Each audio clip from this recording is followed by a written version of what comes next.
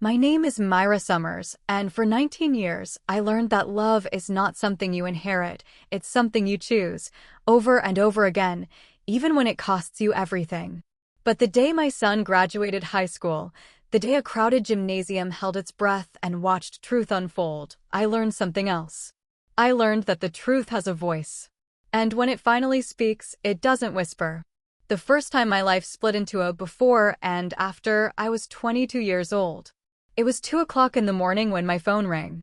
Not the casual, daylight kind of ringing, the urgent, wrong hour kind that instantly tightens your chest before you even answer. I remember sitting up in bed, staring at the screen, my heart already beating too fast. Mom flashed across it. I answered on the second ring. Come home, she said. No explanation. No greeting. Just that.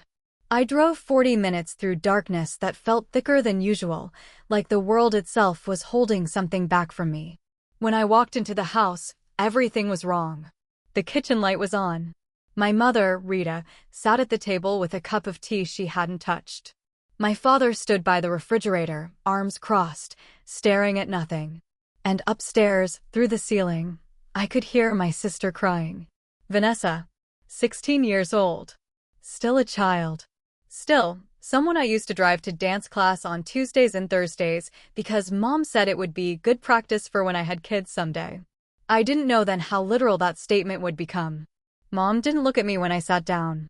She slid a piece of paper across the table. An ultrasound. For months. Vanessa had been pregnant for 4 months, and no one had said a word.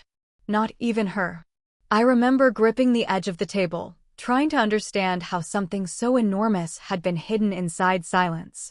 And then my mother spoke. Not about Vanessa. Not about the baby. Not about fear or pain or confusion. The neighbors cannot know. That was her first sentence. And in that moment, everything became clear. This wasn't about a child. This was about appearances. About reputation. About protecting something fragile and invisible called what people think. They talked about options like they were discussing furniture. Adoption, too risky, too public. Keeping the baby, impossible, because Vanessa had her whole life ahead of her. And then my mother stood up, walked to the closet, and came back holding a small, faded yellow blanket. She placed it in front of me. This was yours, she said. I touched it. Thin. Soft. Worn by time. And then she finally looked at me. You have to help. That was the moment. The exact second my life stopped belonging only to me. I wish I could tell you I made a brave, noble decision. That I stood up and said, yes, I'll do it. But that's not how it happened. I hesitated. I questioned. I asked what Vanessa wanted. And my mother dismissed it as if it didn't matter. She's a child, she said. But Vanessa wasn't just a child. She was sitting in the next room, crying into her sleeves, carrying something she didn't understand. And no one was asking her what she felt. Not really. When I finally looked at her, really looked, she whispered something so small it almost disappeared in the air. I just want to go away. That was it. Not, I want the baby. Not, I don't want the baby. Just, escape. And somehow, that became my answer. 2 weeks later, I said yes. Not out loud. Not dramatically. Just quietly over the phone. I'll take him. I withdrew from my master's program the next morning. I told myself it was temporary. That I could come back later. That life would wait. Life doesn't wait. It just changes direction. Dylan was born on a summer afternoon. July 14th. 3:17 p.m. 6 pounds, 9 ounces. And screaming like he had something to say. The room was full, but no one stepped forward. Vanessa turned away. My mother stayed still. The nurse looked at me. So I stepped in. I held him first. And when his tiny fingers wrapped around mine, something inside me shifted permanently. Not loudly. Not dramatically. Just quietly. Like a door closing behind me. And another one is opening. The first year nearly broke me. That's not an exaggeration. It's not poetic. It's just true. Dylan cried every night for hours. I walked circles around my apartment until my legs felt like they didn't belong to me. I worked during the day. Survived at night. I ate standing up. slept in fragments, cried in silence so I wouldn't wake him. And once, just once, I called my mother and asked for help. Just one night, I said. Her response was immediate. You chose this. Figure it out. That was the last time I asked. Years passed. Not quickly. Not gently. But steadily. Dylan grew. He took his first steps between the coffee table and the couch, arms stretched wide like he was balancing on hope. He called me Ma before anything else. Short. Simple. Certain. He learned to read early. Asked questions I didn't always know how to answer. Trusted me anyway. And somewhere between sleepless nights and school mornings, something happened. He became mine. Not legally. Not biologically. But completely. When he was 8, he asked me something that changed everything again. Can I call you Mom? Just like that. No drama. No build-up. Just a question. And I broke in a way I hadn't in years.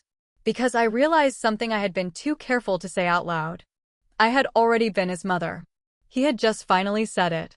Time kept moving. It always does. Dylan grew into someone extraordinary. Not just smart. Not just kind. But aware. The kind of person who notices things others ignore. The kind of person who understands silence. When he was 13, I told him the truth. All of it. No sugarcoating. No blame. Just facts. He listened. Then he disappeared into his room for 2 days. When he came back, he said something I will never forget. I'm not angry at her. I'm just sad for her. That was the moment I realized. He didn't just inherit strength. He built it. 19 years. 19 birthdays. 19 Christmases. 19 years of showing up. And then, suddenly, she came back. Vanessa. With polished words. Carefully crafted messages.